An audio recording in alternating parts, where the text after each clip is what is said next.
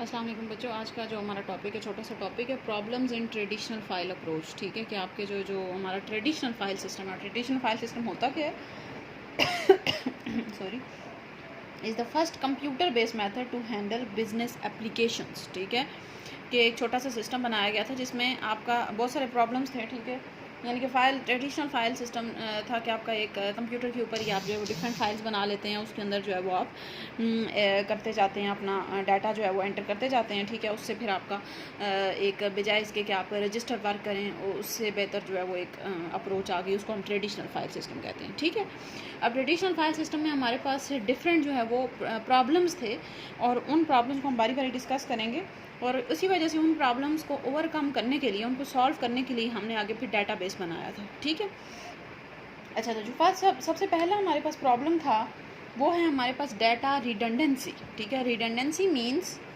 Duplication. Redundancy किसको कहते हैं? डुप्लीकेशन को। डुप्लीकेशन मीन्स कॉपीइंग, कि आपका डाटा, एक ही टाइप का डाटा बार बार डुप्लीकेट हो जाता है, कॉपी हो जाता है, उसको हम कहते हैं डाटा रिडंडेंसी। ठीक हो गया। इन traditional file system same data में भी duplicate in several files. For example, मेरे पास दो फाइल्स हैं, कॉलेज का सिस्टम है और उसमें उसके अंदर दो फाइल्स हैं। अब फाइल का मतलब सबको पता है ना, ठीक है, जिसमें मल्टीपल रिकॉर्ड्स होते हैं, हम पढ़ चुके हैं पहले। ठीक है, एक स्टूडेंट है और एक जो है वो लाइब्रेरी की फ़ाइल है। ठीक है, दो फाइल्स हैं मेरे पास, एक स्टूडेंट की फ़ाइल है और दूसरी लाइब्रेरी की फ़ाइल है। अब स्टूडेंट की फ़ाइल के अंदर भी एक स्टूडेंट का नाम, उसका रोल नंबर लिखा हुआ है, उसका नाम लिखा हुआ है, ठीक है, और उसका एड्रेस लिखा हुआ है। ठीक है, अब वही वाला स्टूडेंट जब लाइब्रेरी से कोई बुक लेगा तो यहाँ पे भी उसका नाम और उसका रोल नंबर एंटर हो जाएगा। हो सकता है एड्रेस एंटर ना हो, ठीक है, या बुक का नाम एंटर हो जाएगा। फॉर एग्जांपल कंप्यूटर साइंस की बुक थी, वो एंटर हो गई। ठीक हो गया। अब ये दो चीज़ें यहाँ पे भी मौजूद हैं और यहाँ पे भी मौजूद हैं। ठीक है, तो कोई मकसद तो नहीं है ना कि एक ही टाइप का डाटा आपका दो बार जो है वो डुप्लीकेट हो रहा है, कॉपी हो रहा है। ठीक है, तो इसका डिसएडवांटेज क्या होता है? आपकी स्पेस वेस्ट होती है, आपका टाइम वेस्ट होता है बार बार एंटर करने में। तो ये एक सबसे बड़ा डिसएडवांटेज है आपके ट्रेडिशनल फाइल अप्रोच में, डाटा रिडंडेंसी, कि आपका डाटा जो है वो बार बार डुप्लीकेट होता है। अब इसी तरह कोई और फाइल आपने बनाई, कोई एडमिशन की फ़ाइल बनाई फॉर एग्जांपल, ठीक है, एक तो ये वो वाली फ़ाइल होगी ना, एडमिशन की एक फ़ाइल है जिसमें कोई नए स्टूडेंट्स का एडमिशन हो रहा है, तो उसमें भी ये वाला डाटा होगा, उसका रोल नंबर भी होगा स्टूडेंट का, उसका नाम भी होगा, उसका एड्रेस भी होगा, ठीक है, उसका फ़ोन नंबर भी होगा।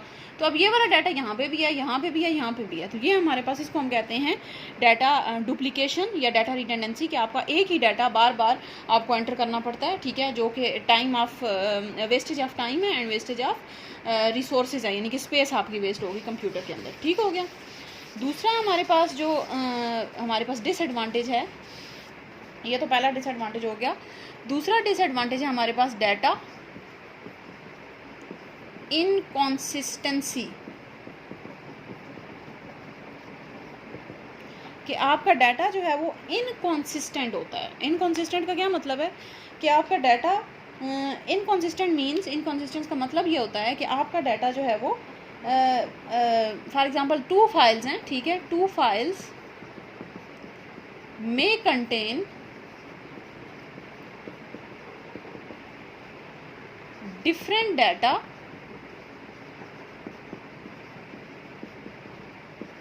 Of same student, of same record या सेम स्टूडेंट, के दो मेरे पास स्टूडेंट एक ही है। फॉर एग्जांपल मेरे पास वही वाली एग्जांपल लेते हैं कि स्टूडेंट की फ़ाइल थी एक और एक लाइब्रेरी की फ़ाइल थी। ठीक है, अब स्टूडेंट की फ़ाइल में मेरे पास स्टूडेंट ने एंटर करवाया, अपना रोल नंबर 1 है, उसका नाम अली है, ठीक है, और उसका एड्रेस है XYZ। ठीक है, लाइब्रेरी की फ़ाइल में उसने अपना नाम एंटर करवाया 1, उसका रोल नंबर आया, उसका नेम आया और उसका एड्रेस आ गया XYZ। ठीक है, अब हो सकता है कुछ अर्से बाद उसका एड्रेस चेंज हो गया, तो वो स्टूडेंट की, वो अपने एडमिन के पास गया, एडमिन वालों से कहा कि मेरा एड्रेस चेंज कर दें। तो उन्होंने क्या किया कि उसका एड्रेस यहाँ पे XYZ की जगह जो भी उसका नया एड्रेस आया था, फॉर एग्जांपल ABC, जो भी नया एड्रेस आया था वो कर दिया। लेकिन अब लाइब्रेरी को स्टूडेंट ने इन्फॉर्म नहीं किया, तो लाइब्रेरी वालों के पास वही वाला एड्रेस रहेगा, क्योंकि जब तक वो इन्फॉर्म नहीं करेंगे तब तक जो है उसका एड्रेस वही रहेगा। ठीक है, अब स्टूडेंट को तो नहीं पता ना कि हर जगह जाके बारी बारी इन्फॉर्म करना है, क्योंकि उसको नहीं पता कि कौन सा सिस्टम है, यहाँ पे कैसे चल रहा है सिस्टम। ठीक है, तो अब जब तक ये जो एडमिन वाले होंगे वो लाइब्रेरी को इन्फॉर्म नहीं करेंगे, तब तक आपका जो है वो ये इसी तरह से डाटा यहाँ पे अलग रहेगा, यहाँ पे अलग रहेगा। तो इस चीज़ को हम कहते हैं इनकॉन्सिस्टेंसी, कि आपका एक ही स्टूडेंट है अली, नाम उसका वही है, रोल नंबर वही है, ठीक है, क्लास वही है, for example first year class है, दोनों जगह पे फर्स्ट ईयर लिखी हुई है, लेकिन क्या मसला हो गया कि उसका एड्रेस जो है वो 2 जगह पे डिफरेंट आ गया। तो इसको हम कहते हैं डाटा इनकॉन्सिस्टेंसी, कि आपका स्टूडेंट वही था, ठीक है, यानी कि रिकॉर्ड सेम रिकॉर्ड था, उसका कुछ एक पार्ट ऑफ डाटा जो है वो हमारे पास 2 फाइल्स में गलत हो गया, एक जगह पे कुछ और लिखा हुआ एक जगह, तो हमें नहीं पता कि अब कौन सा करेक्ट है। अब कोई और बंदा बाहर से आके देखेगा तो उसको नहीं पता होगा कि वो करेक्ट है या ABC करेक्ट है या XYZ करेक्ट है, ठीक है। तो इसको हम क्या कहते हैं, डाटा इनकॉन्सिस्टेंसी, ठीक हो गया। थर्ड है हमारे पास प्रोग्राम डाटा डिपेंडेंसी।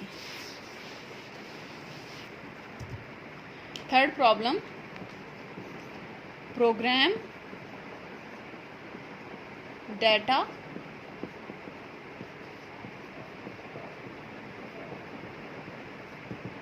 डिपेंडेंसी, ठीक हो गया।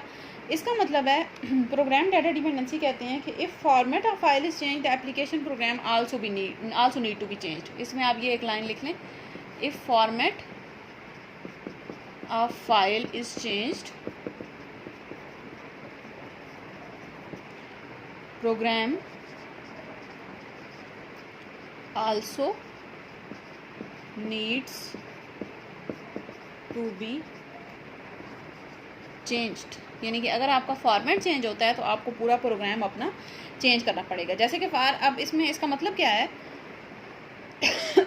फॉर एग्ज़ाम्पल मैं मेरे पास पहले लिखा हुआ था, स्टूडेंट का फ़ोन नंबर लिखा हुआ था 0515433210, ठीक है, ये मेरे पास लिखा हुआ था, ठीक है। अब ये इसका फॉर्मेट क्या था कि पहले मेरे पास 051 आएगा, ठीक है, यानी कि जो कोड आएगा, पोस्टल जो कोड होता है आपका वो आएगा, और उसके बाद जो है वो 1 2 3 4 5 6 डिजिट्स का मेरा जो है वो आगे नंबर आएगा, ठीक है। ऐसा ही होता है ना, आपने देखा होगा मोबाइल नंबर भी सबका सेम ही होता है। फॉर एग्जांपल ये नंबर है 03155521698689, ठीक है, ये नंबर है। तो अब सबका पहले जो है वो 4 डिजिट का ये आएगा, और उसके बाद आगे जो है वो मेरे पास 7 डिजिट का ये आएगा। तो ये एक यानी कि फॉर्मेट है, स्पेसिफिक है, ये चीज़ स्टैंडर्ड है, इसको हम फॉर्मेट कहते हैं। तो अगर मेरे पास ये फॉर्मेट चेंज हो जाता है किसी वजह से, ठीक है, जैसे फॉर एग्जांपल मैंने पहले फॉर्मेट सेट किया हुआ था कि मेरा जो रोल नंबर होगा, रोल नंबर मेरा वो होगा हमेशा 4 डिजिट्स का, उससे कम नहीं होगा या उससे ज़्यादा नहीं होगा, ठीक है। जैसे मेरे पास यानी कि रोल नंबर जो है वो 1001 हो सकता है, 1002 हो सकता है, 1111 हो सकता है, लेकिन 100 नहीं हो सकता, 102 नहीं हो सकता, 2 नहीं हो सकता। ये मैंने सेट किया हुआ है, ठीक है, कि मेरा जो है वो ये फॉर्मेट है, ठीक है, इसको हम फॉर्मेट कहते हैं कि किसी भी चीज़ का आपने एक तरीका लिखने का सेट कर दिया। तो ये जो फॉर्मेट है ये हमारे पास अगर चेंज हो जाता है फाइल सिस्टम के अंदर, अगर ये फॉर्मेट किसी वजह से चेंज हम करते हैं, यानी कि मैंने ये रोल नंबर 4 डिजिट की बजाय मैंने इसको कर देना है आप 3 डिजिट या 2 डिजिट कर देना है, चेंज कर देना है, तो मुझे पूरा अपना जो प्रोग्राम होगा वो चेंज करना पड़ेगा। यानी कि जो आपकी फ़ाइल होगी, ओरिजिनल जो फाइल होती है जिसमें आपका कोड होता है, हम आगे सी लैंग्वेज में कोड करेंगे, तो वो जो आपका प्रोग्राम होता है वो आपको चेंज करना पड़ता है। ये फाइल सिस्टम का एक डिसएडवांटेज है कि बजाय इसके कि आपको सिर्फ कोई एक ही चीज़ चेंज करनी पड़े, आपको पूरा प्रोग्राम चेंज करना पड़ता है, ठीक है। तो कोई एक भी अगर आपके सिस्टम में चीज़ चेंज होती है, डिपेंडेंसी का यही मतलब है ना कि वो उसके ऊपर डिपेंडेंट है, ठीक है। तो अगर आपको कोई डाटा में कोई भी चीज़ चेंज होती है तो आपको अपना पूरा प्रोग्राम चेंज करना पड़ता है, ये इसका एक डिसएडवांटेज है, नंबर 3। नंबर 4 जो डिसएडवांटेज है वो है हमारे पास लैक ऑफ फ्लेक्सिबिलिटी। नंबर 4 क्या है, लैक ऑफ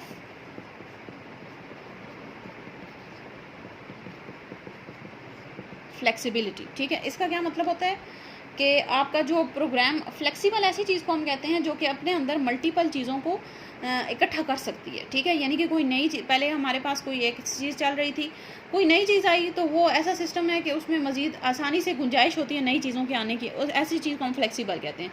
तो ये जो फाइल सिस्टम है ये हमारे पास जो है वो फ्लेक्सिबल नहीं है, ठीक है। जो हम आगे पढ़ेंगे डाटाबेस वो फ्लेक्सिबल होता है, ठीक है। अब ये कैसे फ्लेक्सिबल नहीं है कि फॉर एग्जांपल मेरे पास पहले जो है वो मैं सिस्टम के अंदर सिर्फ एंटर कर रही थी नेम और रोल नंबर, ठीक है। बाद में कुछ अर्से बाद, फॉर एग्जांपल साल बाद, 2 साल बाद, मुझे ज़रूरत पड़ी कि मैं स्टूडेंट का फ़ोन नंबर भी लिया करूं। अब जैसे आजकल आपके फ़ोन नंबर्स की ज़रूरत पड़ गई, पहले ज़रूरत नहीं पड़ती थी इतनी, ऐसा ही है ना, आप फ़ोन नंबर की ज़रूरत पड़ी सब ने क्योंकि ऑनलाइन क्लासेस थी, ठीक है। तो बाद में अगर मुझे ऐसी किसी भी चीज़ की ज़रूरत पड़ेगी तो मुझे फ़ाइल सिस्टम का वो पूरा प्रोग्राम चेंज करना पड़ेगा। फ़ाइल सिस्टम जो है वो मुझे इस तरह से आसानी से अलाउ नहीं करेगा कि मैं जो है वो आसानी से सिर्फ बीच में फ़ोन नंबर डाल दूँ, मुझे पूरा प्रोग्राम चेंज करना पड़ेगा। तो फ़ाइल सिस्टम का क्या मतलब है कि आप आसानी से इसके अंदर चेंज नहीं कर सकते, ठीक है। फ्लेक्सिबल नहीं होता, चेंज जो है वो एक्सेप्ट नहीं करता, ठीक है। आप बेशक इसके अंदर लिख लें, does not accept does not accept changes that are different from routine, यानी कि रूटीन से हटकर अगर आप कोई भी काम करेंगे तो वो हमारा फाइल सिस्टम जो है वो एक्सेप्ट नहीं करेगा, क्योंकि ये हमारे पास फ्लेक्सिबल नहीं है। ठीक हो गया। फिफ्थ हमारे पास प्रॉब्लम आता है इंटेग्रिटी प्रॉब्लम्स। फिफ्थ हमारे पास है इंटेग्रिटी प्रॉब्लम्स। ठीक हो गया। इंटेग्रिटी प्रॉब्लम्स का क्या मतलब होता है, इसके अंदर एक टर्म यूज़ होती है कंसिस्टेंसी कॉन्स्ट्रेंट्स। ये इसको पहले मैं एक्सप्लेन कर देती हूँ कि ये क्या होता है। कंसिस्टेंसी कॉन्स्टेंट अभी हमने जैसे पहले बात की थी कि रोल नंबर मैंने सेट कर दिया कि 4 डिजिट का होगा, या फ़ोन नंबर मैंने सेट कर दिया कि पहले 051 आएगा, उसके आगे डैश आएगी, फिर आगे 5 डिजिट का नंबर आएगा, या पहले 0333 आगे जो भी आता है आगे फिर डैश आएगी, यानी कि मैंने एक वो फॉर्मेट जो हम स्पेसिफाई कर रहे थे। कंसिस्टेंसी कॉन्स्टेंट्स भी हमारे पास यही होते हैं, सेट ऑफ रूल्स, कि आप जो है वो कोई भी काम करने के लिए सेट ऑफ रूल्स मुकर्रर कर देते हैं। जैसे फॉर एग्जांपल मेरे पास ये वाली फील्ड्स हैं, roll number, name, class, phone number, ये मेरे पास जो है वो कॉलम्स है मेरे टेबल के अंदर। ठीक है, फील्ड्स का मतलब सबको पता है ना, कॉलम कहते हैं। ठीक है, अच्छा ये फील्ड्स है मेरे पास। अब मैंने इनके ऊपर जो है वो सेट ऑफ रूल्स लगा दिए कि रोल नंबर मेरा जो है वो 3 डिजिट का होगा, और न्यूमेरिक का क्या मतलब है, सिर्फ नंबर्स ही आएंगे, इसके अंदर कोई और वैल्यू नहीं आ सकती। इस तरह नेम का मैंने सेट कर दिया कि ये 25 डिजिट का होगा, और इसमें सिर्फ अल्फ़ाबेट्स ही आएंगे। इसी तरह मैंने इसको उस क्लास में सेट कर दिया कि ये 2 अल्फ़ाबेट्स का होगा।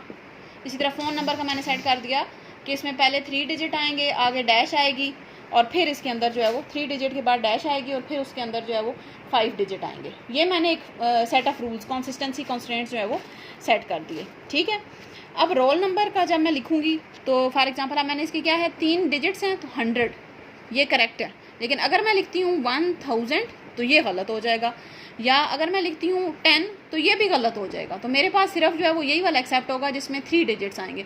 या अगर आप ये लिख दें कि can be up to 3 digits, यानी कि 3 डिजिट से ज़्यादा भी हो सकता है, 3 डिजिट्स भी हो सकता है और 3 से कम भी हो सकता है, तो फिर वो जो है वो 99 या 78 इसको भी एक्सेप्ट कर लेगा। ठीक हो गया, यानी कि नंबर्स भी हैं, न्यूमेरिक वैल्यू भी है, और 3 डिजिट या 3 से कम भी है। ठीक है, उसके बाद नेम का मैंने लिखा अल्फ़ाबेट्स होंगे और 25 डिजिट। अब मैं नेम में अगर मैं गलती से भी एंटर करूँगी 1 या 2 या 3 तो ये फ़ौरन एरर आ जाएगा, क्योंकि मैंने सेट किया हुआ है कि अल्फ़ाबेट्स होंगे। ठीक है, इसी तरह 25 कैरेक्टर से अगर मैं ज़्यादा कुछ भी एंटर करना चाहूँगी तो वो भी एरर आ जाएगा। अब इसमें मैंने किया हुआ 2, तो ये मेरे पास सिर्फ जो है वो जैसे 2 डिजिट्स का ही आएगा। ठीक है, क्लास आती है 11 या 10 या वो आएगी। ठीक है, इसी तरह फ़ोन नंबर जो है वो मैंने सेट किया हुआ है कि पहले 3 डिजिट आएंगे 051, फिर उसके बाद जो है वो मेरे पास 3 डिजिट के बाद आगे जो है वो 051 डैश आएगी, फिर आगे जो है वो 5 डिजिट आएंगे।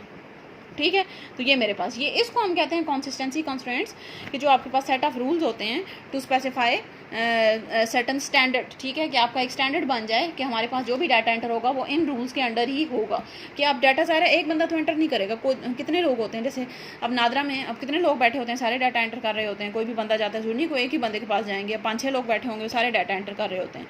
तो वो इस वजह से कि बजाय इसके कि हर कोई अपने अपने तरीके से करें, हम क्या करते हैं उनको सेट ऑफ रूल्स बता देते हैं कि ये रूल्स हैं, इनके अंडर आप अपना डाटा जो है वो एंटर कर सकते हैं। ठीक हो गया। अच्छा, नेक्स्ट है हमारे पास सिक्योरिटी प्रॉब्लम्स। इजी सा है। ठीक है, सिक्योरिटी प्रॉब्लम क्या होता है कि आपका डाटा जो है वो फाइल सिस्टम के अंदर सिक्योर नहीं होता। कोई भी पर्सन जो है वो कंप्यूटर ओपन करेगा और अपना जो आपका डाटा जो है वो देख लेगा। ठीक है ना, फाइल सिस्टम के अंदर आपका डाटा जो है वो सिक्योर नहीं होता। ठीक है, कोई भी पर्सन आपका डाटा देख सकता है। ठीक है, it is required to provide different type of access to data for different user. For example data entry operator should only be allowed to enter data. ठीक है, कि जैसे फॉर एग्जांपल स्टूडेंट का डाटा है, तो अब स्टूडेंट को क्या अलाउ है कि स्टूडेंट जो है वो कोई रिज़ल्ट आता है उसका वो देख सके, या कोई असाइनमेंट आती है, ठीक है, वो देख सके, ये चीज़ें देख सके। लेकिन अब फाइल सिस्टम में क्या होगा कि स्टूडेंट सब कुछ देख सकता है। तो डाटाबेस में, यानी कि डाटाबेस में हम क्या कर देते हैं कि स्टूडेंट को हम ये चीज़ें अलाउ कर देंगे, टीचर को हम अलाउ कर देंगे कि वो मार्क्स एंटर कर दे, अटेंडेंस एंटर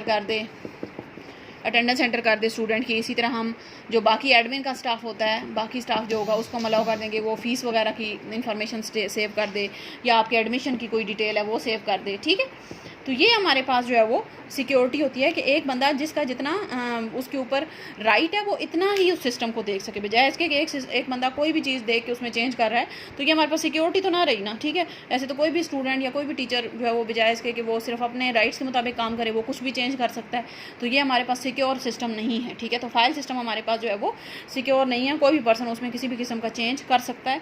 तो इस वजह से फिर हम क्या करते हैं, डेटाबेस पे जाते हैं, जो कि हम कल पढ़ेंगे कि डेटाबेस असल में क्या होता है और उसके कंपोनेंट्स क्या होते हैं, ठीक है।